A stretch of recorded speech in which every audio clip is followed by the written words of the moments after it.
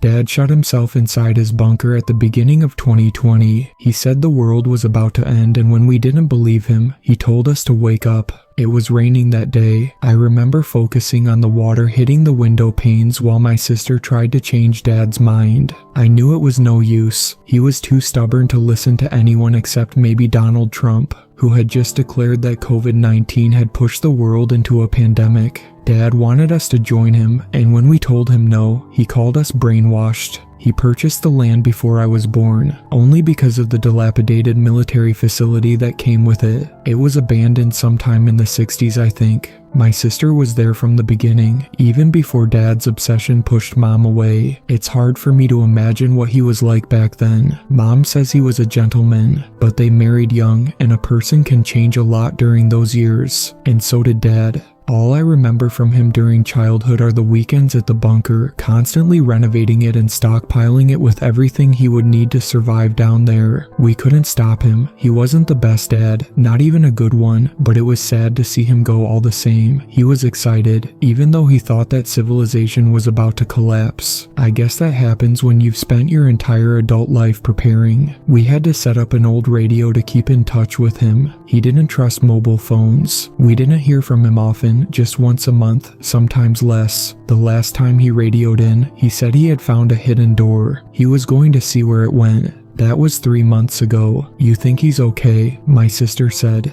He wasn't in great health, I told him. We sat in the car on our way to check up on him, driving through the heat wave. His radio might have broken down, I said. Let's not assume the worst. But I felt worried too. There was something strange about that hidden door, and his tone when he mentioned it. It didn't sit right with me, but maybe it was just the heat and the endless desert around us that played tricks on my mind. I couldn't really tell.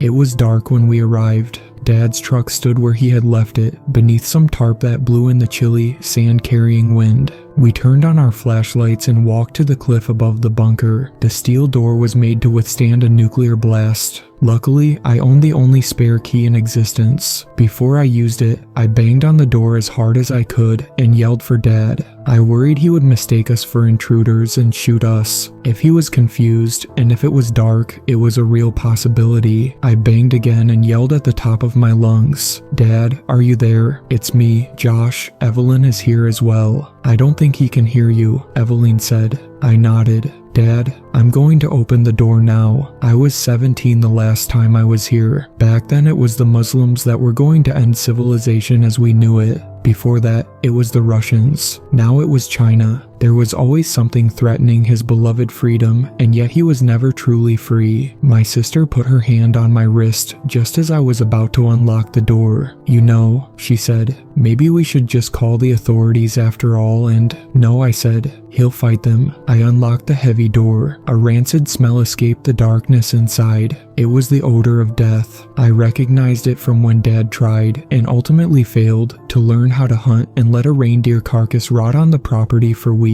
My sister had already stopped visiting him by then. I didn't tell her what the smell reminded me of. She covered her nose with her shirt. We descended the spiral stairs. It creaked for each step we took, almost as if it was about to fall apart. I tried the light switch at the bottom. The click echoed throughout the long corridor leading to the living area. Nothing happened. I realized that the batteries which he charged by the use of an old exercise bike were dead. That meant he was most likely dead as well. The generator could be broken, I said, but maybe you should wait back here just in case, you know. I pointed my flashlight in front of me. The light was too weak to reach the end of the corridor. On the way here I had felt ready. I felt sad, the kind of empty sadness you feel after the death of a parent that was never any good, but I didn't feel worried. Now, on the other hand, while staring into the dark corridor that I used to run through as a kid, I was afraid. The fear reminded me of how my childhood night terrors used to start. They always crept up on me in the darkness, grew with the grotesque shadows on my bedroom ceiling. I'm not letting you go in there alone, Evelyn said. We stay together. We walked into the darkness. The foul smell intensified for every step we took, and so did my heartbeat. I was glad my sister didn't stay behind. The bunker seemed so much smaller than I remembered it, much more cramped. The asymmetry between my memories and reality made everything feel off somehow, just as if the bunker was merely a model of the real thing. But it wasn't. I had just grown up. The Confederate flag greeted us at the end of the corridor. It hung on the concrete wall. It looked pale in the hot spot of the flashlight, almost like a phantom. And of course, in many ways it was. A ghost from a time long ago, or perhaps a corpse brought back to life, an abomination. It reminded me of Dad more than anything else. You have to be seriously confused to praise freedom as much as Dad, and hang that symbol of lesser freedom in the world on your wall, Evelyn said. He wanted to protect his freedom so much that he built a prison for himself. I removed the light from the flag, leaving only darkness. You bet he was confused. We entered the main chamber. It was overfilled with litter and clutter. Empty cans, both the food and beer kinds, lay scattered across the sticky floor. We had to take large steps not to step on any of the trash. That's weird. Evelyn pointed her flashlight at the small dining table. Look, my hair stood up on my neck before I even realized what she meant. The table was set for 3 people. I didn't say anything for a moment, trying to process what I was seeing, and just when I was about to speak, my sister interrupted me. Who the fuck was here with him? We don't know, I began. I mean, he might have left the old plates on the table and... A sound of something falling to the ground came from one of the other rooms further into the bunker. I pointed my light in its direction but couldn't see what made it. Dad, I yelled. It's me, Josh, you there? No response. I'm afraid, Evelyn whispered. Something isn't right. I only vaguely heard what she said. My focus was on something else, something on the wall on the other end of the room. That's not supposed to be there. I slowly walked toward it. That must have been what he talked about over the radio. Dad had hacked away a layer of concrete, for whatever reason, and uncovered a rusty metal door behind it. It stood ajar. A lukewarm, musty breeze came out of it. My sister walked up to me as I carefully pried the door open with the back of my flashlight. I felt my heart in my throat. I could hear my sister begging for us to leave, almost in tears, but I needed to know what was behind that door. It was imperative to understand what had happened here. I needed to know. I needed closure. What in heaven's name? Evelyn looked over my shoulder. Why is this here? Behind the door was a room about the size of a broom cupboard. It was unremarkable except for a circular hole in the middle of the floor. I shone my light into it, but I couldn't see the bottom. Just as I thought it was big enough for a person, my sister said, "Do you think he fell?" Drops of sweat from my forehead fell down the pit. I felt dizzy and stepped back, afraid I would fall inside. My sister picked up a can filled with some rotten beans and threw it down the hole. It clattered against the walls as it bounced from one side to another. The sound faded away until we couldn't hear it anymore. There was no indication it touched down at the bottom. I stretched out my hand and held it above the opening. "It's warm," I said. "The air, I mean." Maybe he fell. Evelyn stepped back, almost as if she were convinced. "Can we please get out of here?" She reached for my arm. "We can return with the police. Please, Josh." It wasn't dark when Dad found this, I said. He would have seen the hole. "Josh, please, just give me a moment to think." I walked toward the hallway that led to the other rooms, desperately hoping to find him. For some reason, it was important for me to see him, to be able to leave without wondering. I needed to know that he was truly dead. I stopped myself after I accidentally pointed the flashlight on the floor in the middle of the hallway, revealing a pair of feet.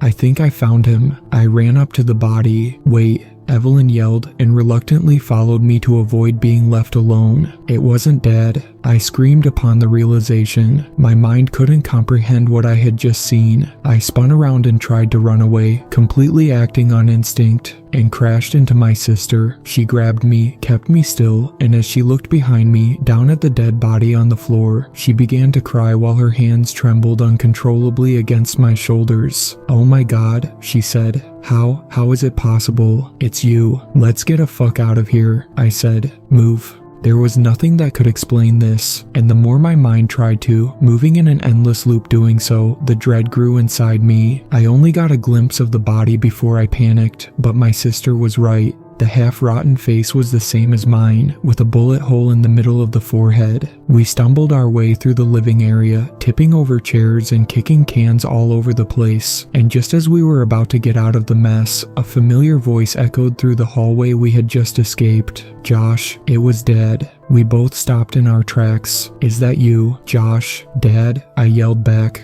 What the fuck is going on here? Don't worry. It sounded like he was at the other end of the bunker, possibly inside the storeroom. I killed the son of a bitch, put a bullet right between his eyes. Come out from there, I yelled. We have to leave. It's not safe here. Silence. Something is wrong, Evelyn said. I don't think. Dad, I yelled. Come out. I can't move, Dad said. I'm stuck under a shelf. I'll need your help, son. I turned to my sister. Go back up. I'll get that old bastard out of there. We'll be right behind you, okay? Think, Josh, Evelyn begged. You think he's been stuck under a shelf for... I should have listened, but even after what we had just seen, I just couldn't bring myself to even consider something as outlandish as what my sister was suggesting. It was simply too far-fetched, too unbelievable to penetrate all my layers of presumptions about reality. It couldn't be, it just couldn't. Hence, I ran back to the hallway, yelling for my sister to get back up to the surface and wait for us there. I'm coming, Dad. I only slowed down to carefully step over the corpse that bore my face. Perhaps, I thought, it was just a coincidence. A burglar that just happened to look like me. After all, the face had begun to rot. It wasn't obviously me. I felt stupid, and I almost convinced myself that it was just my childhood fear of the dark coming back to life down here. And then, just as I was about to walk past the small composting toilet that stood inside a small room at the end of the hallway, I stopped. Shivers spread across my entire body, paralyzing me. Dad sat on the toilet. His gun still hung from his trigger finger, and his brain was splattered across the wall behind him. He had his journal in his lap, covered in blood. Josh, Dad yelled from the darkness. Help me. I was frozen in place, both by fear and confusion, unable to make any decisions. Come on, Josh, Dad kept yelling. I need your help, son. My mind was racing. There was no way of knowing who was who. When I heard Dad's voice yelling for help while watching his dead body, nothing but absolute terror reverberated inside me. I slowly reached for the journal in Dad's lap and grabbed it, hoping it would shed some light on the situation. I was just about to open it when my sister screamed. I ran back, this time jumping over my doppelganger's body, and found her looking at something at the corner of the main chamber. I told you to, I said, but changed my mind. Are you okay? What happened? She cried. It's me. Crawled up in the corner was her naked, dead body. Her head had been twisted in such a way that the neck had been broken. There's something seriously wicked going on here, I said. Dad shot himself in the head a long time ago by the looks of it, and yet he keeps yelling for help. Let's get back to the car, now. We drove away from the bunker as fast as we could, leaving whatever was still alive down there yelling for help. My sister insisted on staying at my place for a few days. I didn't mind having her around. We shared an experience no one else could relate to, and we needed each other to overcome the trauma. It took a day for me to build up the courage to open Dad's journal. It began with his usual deranged conspiracy theories. I flipped past them. At the end, he had only made short notes. Found a hidden door. Deep pit. Possible the remains of some old black project. Evelyn and Josh woke me up. A surprise visit. Didn't hear them enter. Strange. Had dinner with them. Something seems off. It isn't them. They tried to make me illegible. God help me. It isn't them. I shot the son of a bitch right between the eyes. Hiding in the bathroom now. This will probably be my last entry. God forgive me. Chills went down my spine as I read the last entry on the blood-drenched page. I never got the other one. She's still out there somewhere. I only got one bullet left. I won't allow her to do that abhorrent thing to me. Forgive me. My sister has been cooking for hours. She just called for me from the kitchen. Josh, come here. I want to show you something.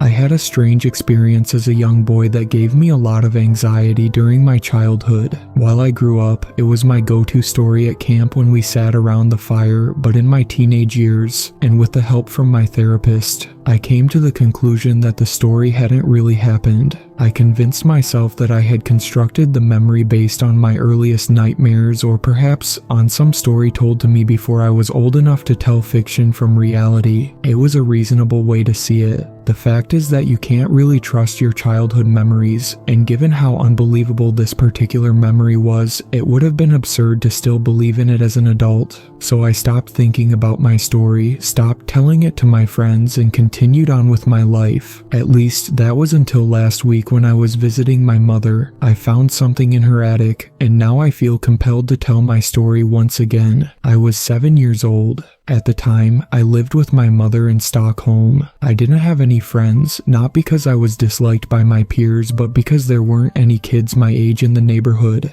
The other kids were either too young or too old for me, thus, I usually played by myself in the courtyard. I didn't mind it that much. I had a rich imagination and could entertain myself pretty easily. My mother kept an eye on me through the kitchen window, but it was a safe neighborhood, so she didn't need to worry too much. It wasn't possible to enter the courtyard from the street without a code to the door, and my mother knew the neighbors well enough to trust them. One day on my way down the staircase, I noticed a blue tricycle in the courtyard. I saw it from the window on the second floor. I hadn't seen it before and thought it would be cool to try it out. However, when I reached the courtyard, I couldn't find it anywhere. I assumed someone must have taken it away, although it would have to have happened really quickly because I had run down the staircase as fast as I could. Disappointed, I decided to climb one of the maple trees and I quickly forgot about the tricycle. The next day, the same thing happened again. I saw the tricycle from the window on the second floor, and when I got to the courtyard, it was gone. I don't remember if it happened a third time before I investigated it, but when I did, I was bewildered to discover that the tricycle could still be seen from the window on the second floor, and only from the window on the second floor. The view from that window was slightly different from the view from the other windows. The tricycle was the biggest difference, but there were other things too that stood out. For example, the bushes weren't as neatly trimmed and there were cracks on the wall of the house facing the courtyard. Like with most things, I kept this mystery for myself. It was my discovery, a window to my own secret world.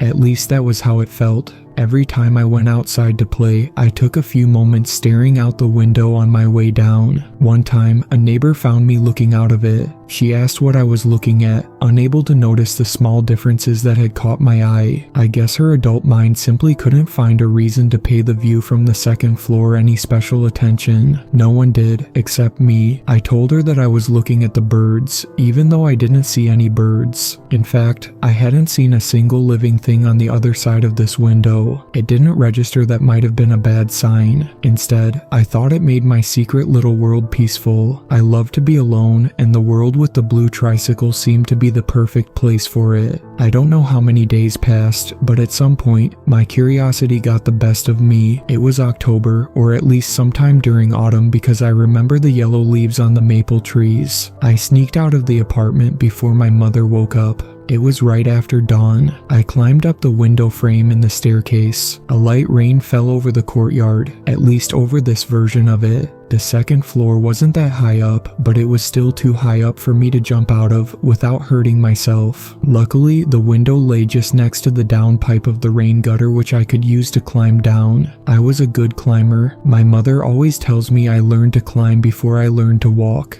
so it didn't scare me. I still had to gather a lot of courage though. I usually followed the rules to stay out of trouble, and this was perhaps the first time I did something that I knew my mother would have disapproved of. My hand trembled a little when I opened the window. I have a vague memory of the air smelling strange, toxic in some way. Every time I smell burnt rubber, this memory comes back to me, so I guess it smelled a bit like that. It didn't deter me, however. I grabbed the pipe, feeling my little heart beating hard in my chest, and began my descent. The sound of my feet hitting the ground echoed between the buildings. Looking up at them, the dark windows stared down at me like empty eye sockets. "Hello?" I yelled and listened to my echo. I wanted to know if I was truly alone, and since no one yelled back, I assumed that I was. This place was truly just as empty as I had hoped, but it wasn't as peaceful. The smell made me nauseous, the rain left black dirt on my skin, and the raindrops that landed on my lips left a bitter taste in my mouth. Looking up, I noticed a couple of high-level clouds tainted with a yellow color. I still felt safe, protected from the rest of the city by the buildings that surrounded me, but I still didn't want to stay for long. It wasn't just the smell, it was an overall feeling of something being wrong. I walked to the other end of the courtyard. On one of the walls that I hadn't been able to see from the window, I saw some graffiti. "Close the fucking doors." I might be remembering the exact phrase wrong, but I'm sure it said something like that. There was a heap of clothes lying next to a wall. I thought that they must have belonged to someone. There had been people here once, I thought. Where did they all go? This question terrified me. I really wanted to try out the tricycle, but after seeing those clothes, I decided against it. It was time to go home. On my way back, I noticed something shiny hidden under the rotten leaves on the ground. I bent down and picked it up. It was a golden ball the size of an apple. Fascinated, I stared at it. It was the most beautiful thing I had ever seen. I almost forgot about where I was, but just moments later, a sound of something crashing to the ground came from behind the building, somewhere on the street. I froze with fear. Something living was moving around on the street behind the building. It made a noise that sounded like the cooing of a pigeon, but much deeper. Another crash. It was the gate to my apartment building, the one leading directly to the courtyard through a tunnel. I stood at the wrong side of the entrance and didn't dare to run past it. The cooing echoed inside the tunnel. Something was slithering its way through it. It sounded like someone was dragging a huge sack on the ground. I hid in the bushes and held my breath. The racing beat of my heart pulsated through my entire body. I was shaking, and when I saw the thing coming out of the tunnel, I wanted to scream, but I kept silent. A huge arm appeared from the opening of the tunnel and grabbed the ground. It pulled its body forward a few meters, but not enough for it to come outside. Another arm, its left arm, extended out of the tunnel and pulled the body far enough for it to exit the tunnel. It wasn't really a body though, rather just an enormous gray head with some lonely, long black hairs. It was as big as a truck and the long arms were attached to it where its ears should have been. It had two golden orbs as eyes and its large mouth revealed enormous, sharp teeth. It formed an O with its mouth, going cuckoo as it sniffed the air with its long nose. It pointed its face toward me but didn't seem to see me. I wanted to cry but forced myself to keep dead silent.